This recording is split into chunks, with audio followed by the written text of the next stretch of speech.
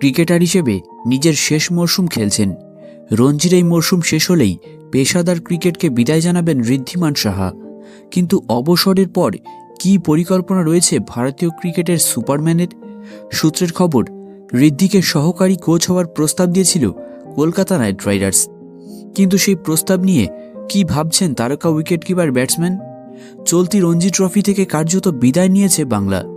Group পর্বের শেষ match খেলতে বৃহস্পতিবার ইডেনে নামছেন ঋদ্ধিরা। প্রতিপক্ষ শুভমান গিলের পাঞ্জাব। সেই ম্যাচ খেলার পরেই ব্যাট গ্লাভস তুলে রাখবেন ঋদ্ধি। কিন্তু অবসরের পর কি করবেন ঋদ্ধি? ক্রিকেটের সঙ্গে যুক্ত থাকবেন নাকি একেবারে অন্যভাবে শুরু করবেন অবসর পরবর্তী ইনিংস? তারকা ক্রিকেটার জানিয়েছেন, সহকারী কোচ হওয়ার জন্য প্রস্তাব এসেছিল কলকাতা নাইট রাইডার্সের তরফ থেকে, কিন্তু সেই প্রস্তাবে পত্রপাঠ না করে দিয়েছেন তিনি। তার মতে সমস্ত কাজের জন্যই চূড়ান্ত প্রস্তুতি নেওয়া দরকার। প্রস্তুতি না থাকলে কোনো কাজে সাফল্য মেলে না।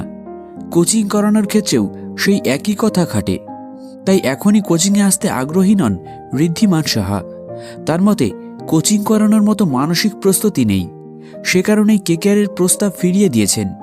কোচিংয়ে আসতে চান ঋদ্ধি, তবে সেটা কিছুদিন পরে।